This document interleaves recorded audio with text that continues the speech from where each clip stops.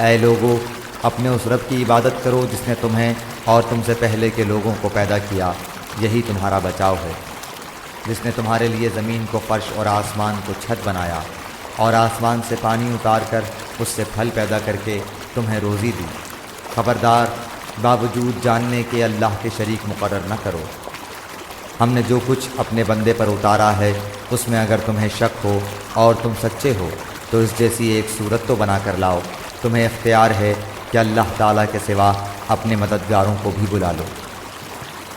پس اگر تم نے نہ کیا اور تم ہرگز نہیں کر سکتے تو اسے سچا مان کر اس آگ سے بچو جس کا ایندھن انسان اور پتھر ہیں، جو کافروں کے لیے تیار کی گئی ہے۔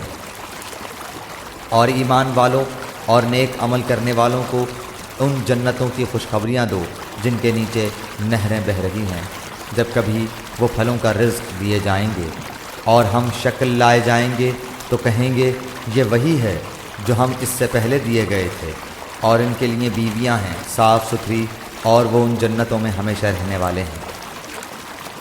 یقیناً اللہ تعالیٰ کسی مثال کے بیان کرنے سے نہیں شرماتا، خواہ مچھر کی ہو یا اس سے بھی ہلکی چیز کی۔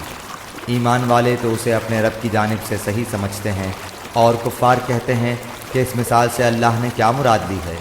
اس کے ذریعے بیشتر کو گمراہ کرتا ہے اور اکثر لوگوں کو راہ راست پر لاتا ہے، اور گمراہ تو صرف فاسقوں کو ہی کرتا ہے۔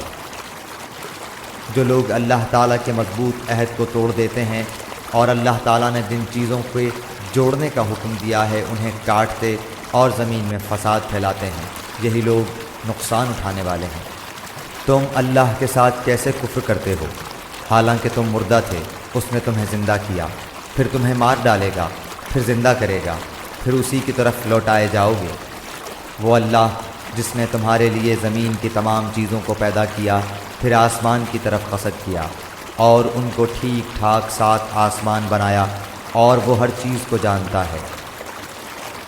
اور جب تیرے رب نے فرشتوں سے کہا کہ میں زمین میں خلیفہ بنانے والا ہوں، تو انہوں نے کہا ایسے شخص کو کیوں پیدا کرتا ہے جو زمین میں فساد کرے اور خون بہائے؟ اور ہم تیری تسبیح، حمد اور پاکیزگی بیان کرنے والے ہیں۔ اللہ تعالیٰ نے فرمایا جو میں جانتا ہوں تم نہیں جانتے۔ اور اللہ تعالیٰ نے آدم کو تمام نام سکھا کر ان چیزوں کو فرشتوں کے سامنے پیش کیا اور فرمایا اگر تم سچے ہو تو ان چیزوں کے نام بتاؤ۔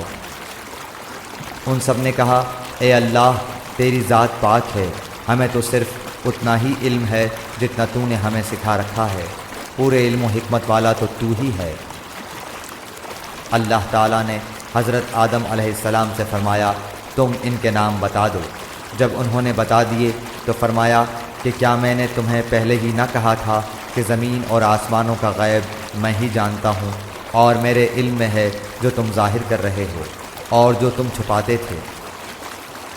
اور جب ہم نے فرشتوں سے کہا کہ آدم کو سجدہ کرو تو ابلیس کے سوا سب نے سجدہ کیا، اس نے انکار کیا اور تکبر کیا اور وہ کافروں میں ہو گیا۔